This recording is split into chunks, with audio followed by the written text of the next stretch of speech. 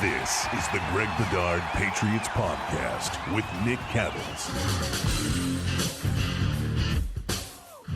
He just got back from training camp day 2. Of course, I'm talking about Greg Bedard. Nick Cattles with you here on the Greg Bedard Patriots podcast with Nick Cattles. Greg, a lot to get to before we jump into it. Want to let everybody know to take the guesswork out of buying baseball or even football tickets with the season rapidly approaching. Football-wise, Game Time. Want to check out Game Time, that app, create an account, use code CLNS for $20 off your first purchase, last-minute tickets, lowest price, guaranteed. All right, Greg, first 2 days, training camp, done. 30,000-foot view overall, what are you thinking? Overall, I want to say that it's obvious that the Patriots coaching staff is taking sort of a slow, methodical approach to things, just sort of, and just to give you background. So Maye for the first 3 days of camp, so it's going to be we knew this ahead of time, 90 minutes the first day, hour and 45 the second day, 2 hours the next day.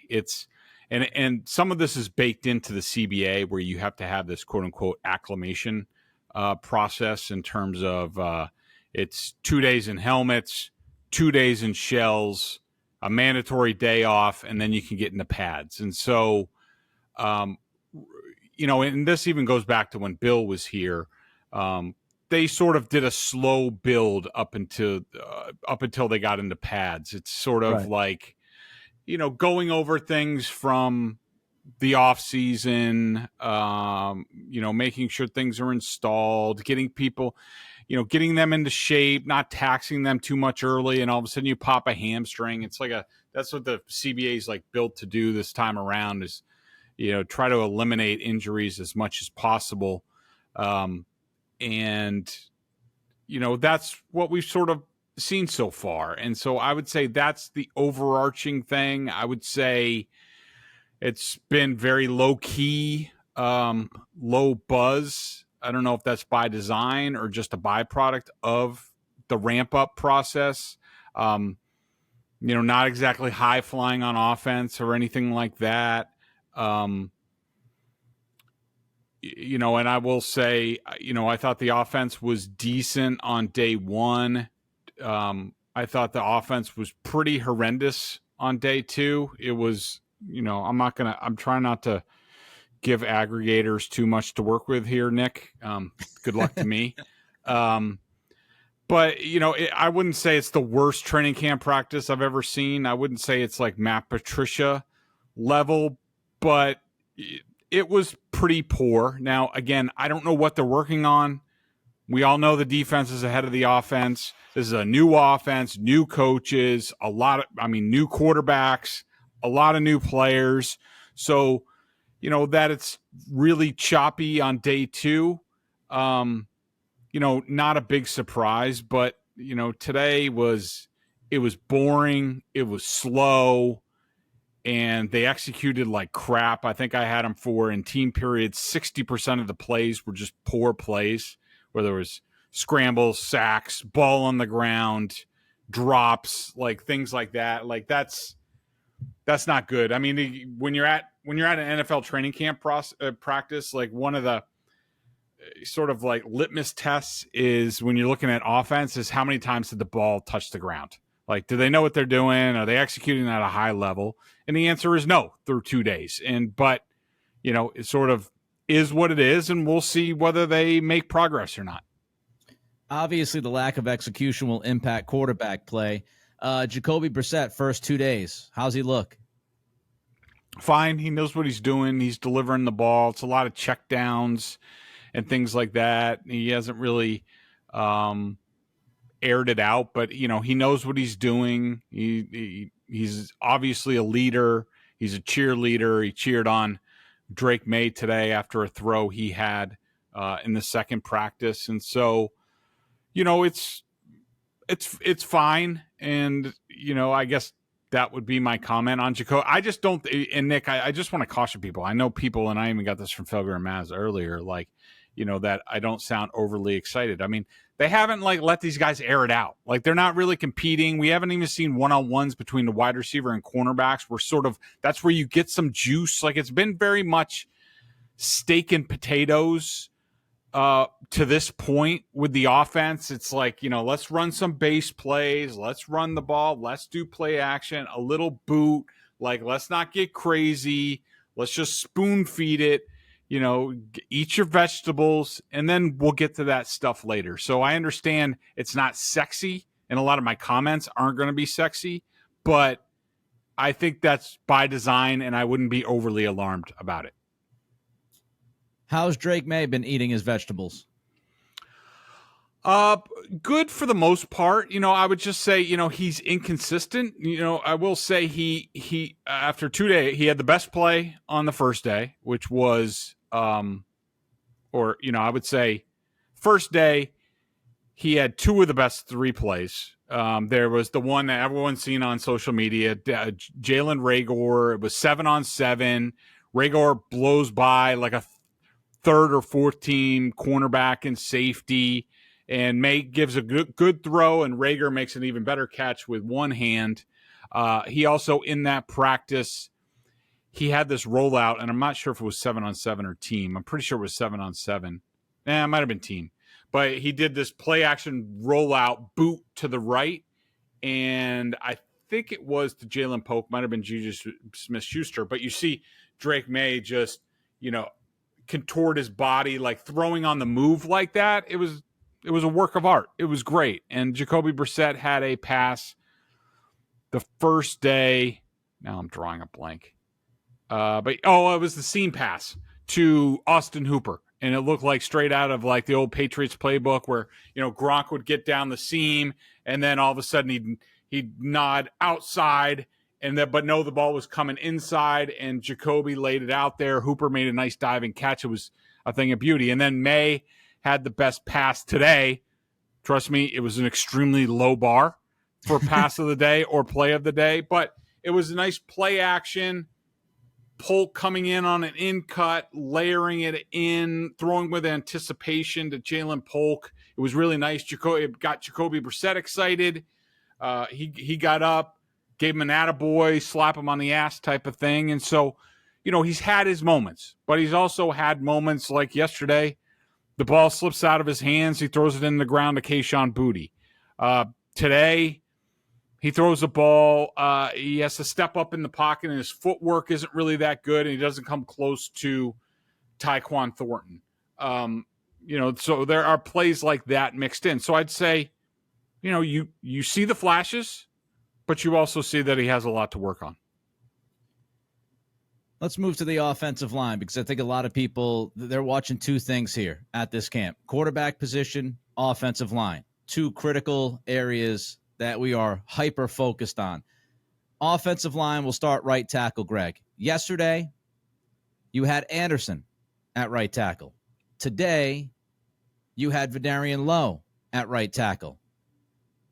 Still, no Caden Wallace at right tackle at the top of the line there. What do you make of that rotation on the right side? Yeah, it's very interesting. I will say that Caden Wallace has mixed in. He has gotten snaps with the first team offensive line at right tackle each day. It's been sort of like end of the period type of thing, like throw him in for a couple snaps. So, it's not like he's sitting there watching, and he is getting a few reps. My read on it is that it's a 3-way competition between Calvin Anderson, Vidarian Lowe, and Caden Wallace, and they're gonna give each guy a day. I wouldn't be surprised if we don't see Caden Wallace out there with the first team tomorrow for practice number 3. Then I'm pretty sure they have a day off, so they'll probably reset. And as we get closer to padded practice, which I think the first one is on Monday, so that's my read on it. And I'm not going to go overboard one way or the other. Calvin Anderson is a veteran who they signed last year, who played a lot of snaps for the Broncos. He went through the whole malaria thing last year. But definitely more of a backup type at right tackle. Vidarian Lowe, we've seen him before. He's had his struggles. They traded for him last year along with Tyrone Wheatley right before the season started. Had some good moments, probably struggled more often than not. And, Wallace is the draft pick, 3rd rounder, who they think has the potential to play left tackle. We haven't seen him do that since I think the first day of rookie camp. And again, they're not in pads, so it's hard to really evaluate these guys. But I think that's what they're doing, Nick. I think there's an open competition there, and they're taking a look at each guy. Okorafor spoke with the media today. I found this quote interesting. This is from Mike Reese posting it on Twitter.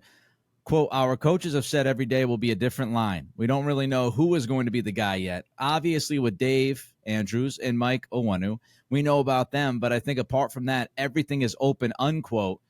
That quote there from Chooks underlines Mike Onwenu. And I think it's rather obvious at this point Onwenu is going to play right guard for this football team, right?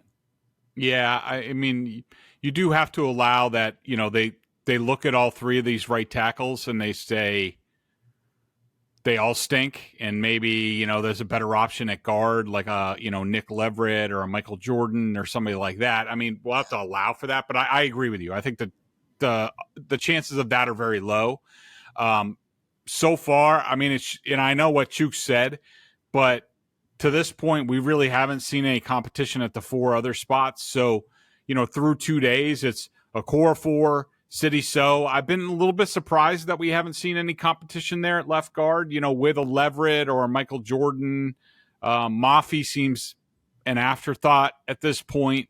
Layden Robinson has only gotten looks at right guard on the second team. You have Andrews, of course, at center, and Onwenu at right guard. So it seems like as of this moment, right tackle is the only one up for grabs, but of course things can change.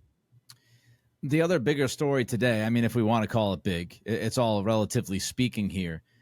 You had the offensive line, you had the right tackle situation, but you also had Joe Milton, who was taking reps behind Brissett and Drake Maye. Do you take much from that? Should we look into this and say Milton is now QB3 and Zappe is well on the outside looking in, or is that too much to say too early? Yeah, I'm not ready to say that, Nick. It could be that. I do think it's similar to I do think there's some spots, whether it's right tackle. I think some of the wide receiver spots, certainly cornerbacks, they've been moving people, and at quarterback, this could be a situation where they're giving a guy a day. And, so it could have been Zappe's day at number 3 the first day, Milton, and then we'll see what happens tomorrow leading into the padded practices. But my opinion is I'm not ready to say that quite yet, but it could be. It's the middle of the summer. It's hot. But you know what summer means to me? Baseball. I love going to the park. I love supporting the Old Town team. And when I want to go see my favorite team, Game Time is the perfect place to go. Game Time is an authorized ticket marketplace of Major League Baseball, which makes getting tickets faster and easier. Prices on the Game Time app actually go down the closer it gets to first pitch. With killer last-minute deals, all-in prices, views from your seats, and their lowest price guarantee, Game Time takes the guesswork out of buying baseball tickets. I was just looking at the website, gametime.co. They also have the app, Game Time. I was looking, big event coming up, a New York team coming to Boston, red hot hometown team. I got to tell you, the prices are a bit pricey for the first game of the series, but guess what? On Game Time, they have these things called flash deals. So an outfield grandstand ticket that normally costs $152, it's $132, $20 off. That'll get you in the park. That'll get you a good view. Nobody in front of you, no poles in front of you. That's the kind of stuff you find when you go over to Game Time. You know what I also love about Game Time? Well, there's a few things, okay?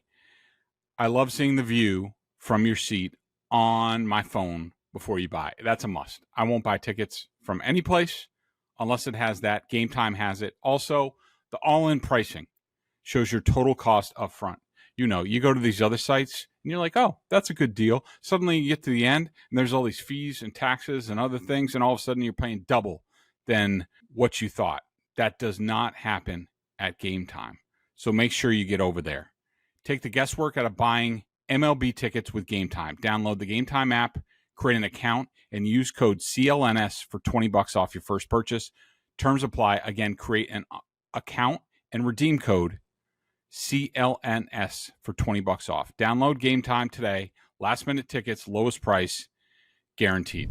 Next on the docket is Matthew Judon and Davon Godchaux. What's going on with those two guys? Before we get into what happened with Judon towards the end of practice today, I want to look back at day one when Judon was at the microphone. He had an awful lot to say about his contract. Overall, Greg, I thought he did a really, really good job and said mostly the right things. What did you take from him holding court for about 10 minutes after day one? Yeah, anytime a player, basically lays themselves out there and is totally honest about most things, not who runs his social media, but at least contract related. I mean, for him to say, like, I'll just be honest with you, like, I'm jealous and envious of watching these guys around the league and in this locker room, basically getting paid. That's great stuff. I mean, I'm never going to criticize a guy for just telling you how he feels, and he's telling you, how he feels. Now, I think it was probably strategic on the part of him and his representatives, because to give people a little context, Judon, he turned down the opportunity to talk to us in the offseason at the OTAs and minicamp. He was supposed to talk, I think, the final day and decided not to. We were told, leading into that post-practice session on the first day, that Judon again declined an opportunity to speak, and then suddenly he appeared and talked openly about his contract situation. I think he hit all the right notes. I think he was honest. I think he very clearly isn't happy with what he's getting paid, and wants to get paid more, thinks he deserves to get paid more. He also wasn't combative with the team. He did say at one point, like, I guess I have to play under my deal if it comes to it. Like, I don't really want to, but I guess. Now, is that genuine? I don't know. I think it's gamesmanship. I think he's just playing nice with the team. I think that's a decision, like whether he ultimately plays week one on this deal. I think, first of all, he's hoping it doesn't come to it. Second of all, I think that's a decision for later down the road. I don't think he's hoping not to make that choice. So I don't think it's been completely thought out. But trust me, I reiterate, he has no intention of playing on that deal, at least the final year. So that's sort of that situation, which I'm sure is going to lead into what you alluded to earlier. Yeah, I'll get to that in a minute. But just hypothetically, Does that happen with Bill Belichick here? What happened after day one? Does he talk as much as he did and say as much as he did? Hell no. Bill and Bears both would have gotten to Judon before. They would have known it's a storyline, that it's out there. I mean, look, we went through the same situation last year with Judon, and he was in the same contractual situation, really, in terms of what he was supposed to get paid. And I don't remember his exact comments. I'd have to go back and look. But it was basically along the lines of, he said something about, like, y'all a bunch of snitches. I'm not talking about my contract, like, and he said that. Just look at what he did last year to what he did this year. What's the difference?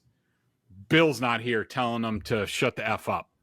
Yeah, and he also said that he does not want to be traded. Hell nah was his answer to, do you want to be traded? All right, now let's get to what happened towards the end of practice today. And I should note it's 4:15 on Thursday. So if something happens with Judon and his contract after we say goodbye, it is what it is. But late in practice, Phil Perry tweets out, of note from late in the practice, and I know you mentioned this, Greg, on Felger and Maz earlier today as well. You had Robert Kraft and Judon having an extended conversation on the sideline. Kraft soon thereafter spoke for some time with Elliott Wolf.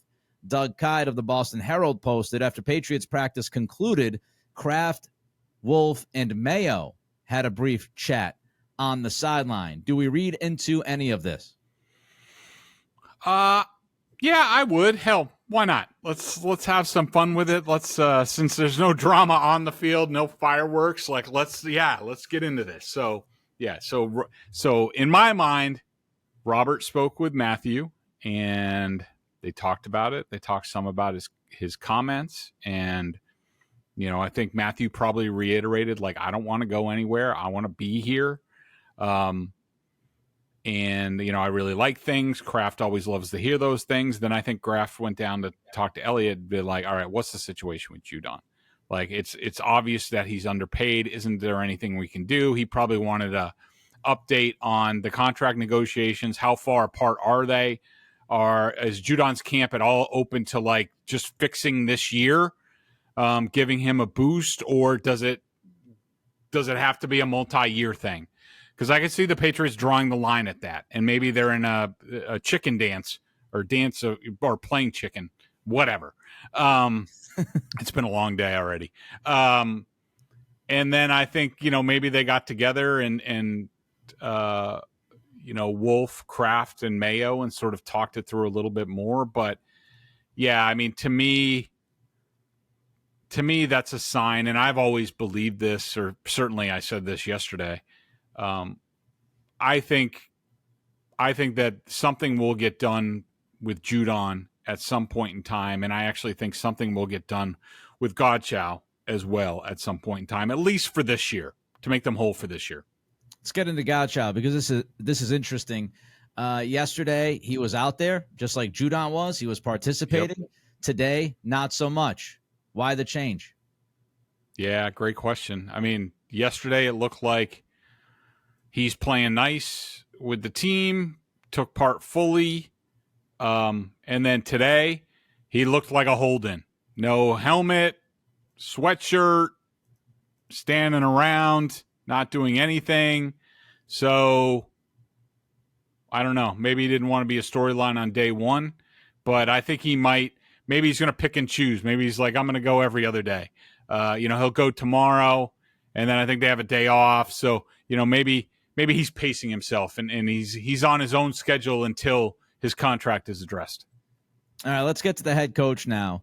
I saw something interesting from Calvin Anderson when he spoke with the media today. He was mentioning how Mayo walks around and that he knows the guys, and that makes it so much easier to buy into the head coach. And Anderson loves this idea that Mayo has a personal connection and he's caring about the players. Just kind of your general thoughts on how Mayo has run the first couple of days of camp.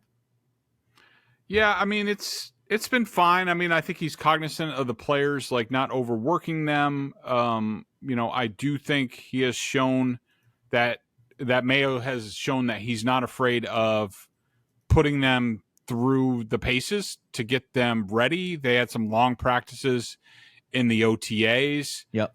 They've run the hill after each of the first two sessions.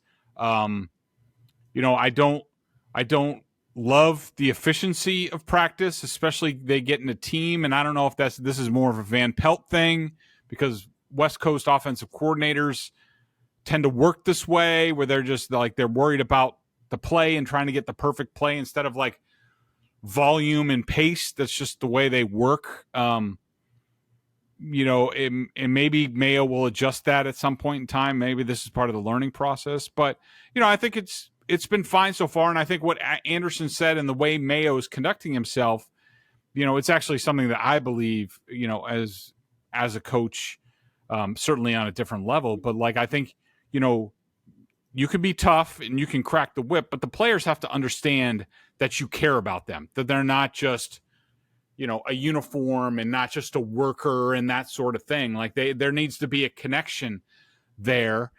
But at the end of the day, the only thing that's going to matter is wins, and/or are they getting better so they can get a better contract from someplace else? Are they getting the coaching necessary to be a better football player and to get paid more money? That's really what this comes down to. All right, let's talk injuries. So first, we found out that Antonio Gibson was put on the NFI list. We found that out earlier this week. He was out there today. He took part in stretching, but he did not do much of anything else after that. Doesn't sound like it's too significant, correct? Yeah, he has been conducting rigorous workouts on the rehab field each of the first 2 days. So, NFI for people at home, like, if Belichick was still here, we'd say the dude flunked the conditioning test, and he's not able to go on the field until he passes that. We don't know if Mayo does it that way. Could be. I mean, Gibson doesn't look out of shape to me, but that's through my binoculars and very far away. Or it could simply be he tweaked a hammy, turned an ankle, whatever, broke a finger in off-season workouts preparing for training camp, and in that case, he's put on NFI instead of PUP. So I think he'll be back very soon. That's what it looks like. All right, Pop Douglas, according to Phil Perry, is dealing with a hand injury, so he really hasn't done much the last couple of days. With that background, Greg, skill position-wise, anybody standing out, anybody disappointing to you? I would say in the early going, Jalen Reagor was certainly really good the first day. I would say Tyquan Thornton was good the secondary. I mean, nothing that blows your doors off. But he was catching the ball. He did a nice job. I think Polk's looked good as advertised. Again, I think this goes back to, like, the offense isn't exactly into slinging the ball around mode. So Hooper, I talked about, had a nice catch. Haven't really seen Hunter Henry do much of anything. Again, I'm not overly alarmed by any of this stuff. I think that about does it. Booty hasn't really done that much. Pop Douglas, he's taking part in individuals, but he's not doing teams. So that's interesting. If he has a hand injury, that he's able to do individual and catch the ball, but he's not allowed in team. I mean, I guess they know better. All right, let's look defensively now. So Christian Barmore did not participate today. He has an illness from what I read. Godchaux's doing the hold in, hold out, hold in. I'm in, I'm not in kind of thing, whatever the hell that's going. And then we got Marte Mapu was not out there today as well. Yep. Let's just start here. Anybody sticking out to you defensively yet in a good or bad way?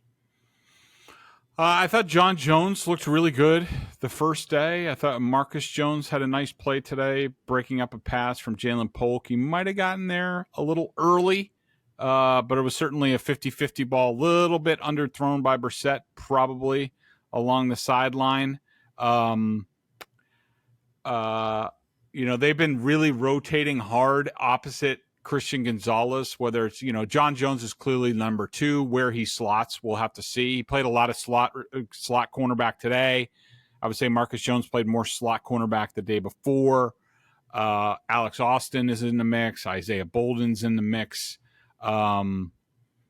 Safety, they've been sort of like rotating people around. It's hard to get a beat on it so far. Wise has had a sack today. Keon White has looked good. The defense, I think, has been about as advertised. I'm trying to think of anybody who's looked poor. I haven't noticed Sean Wade yet.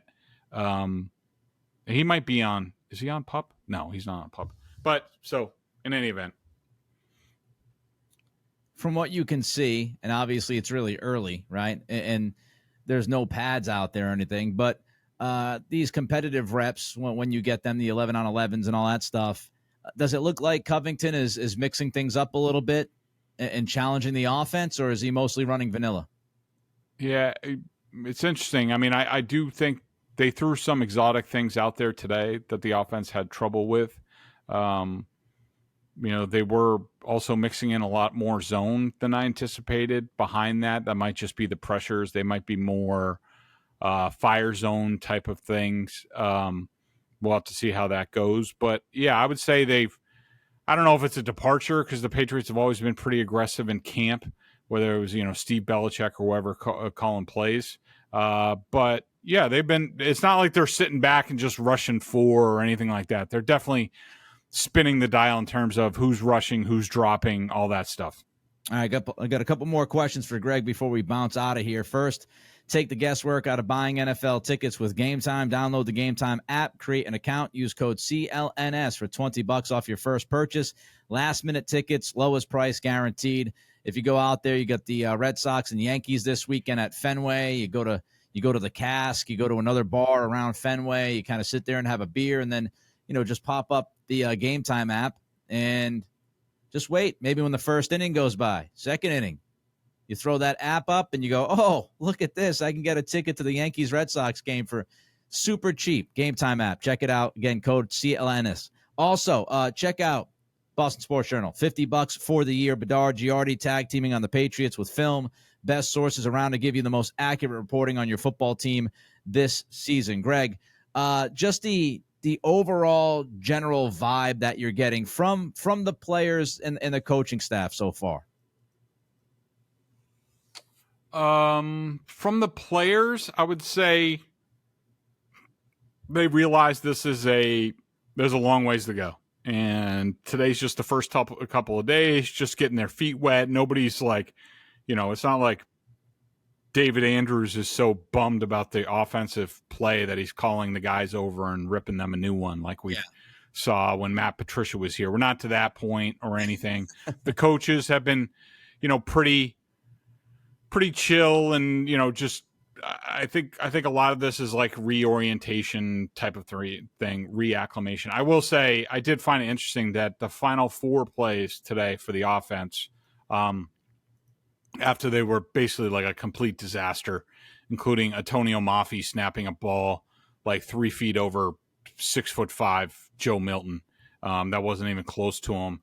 They basically like Jacoby Brissett and Drake Maye each got 2 snaps, and they were just like the lightest jog through you've ever seen. It was just like, all right, can we just try to run something and complete a pass without some sort of disaster going on? And that's how they ended practice, and then they went to the hill.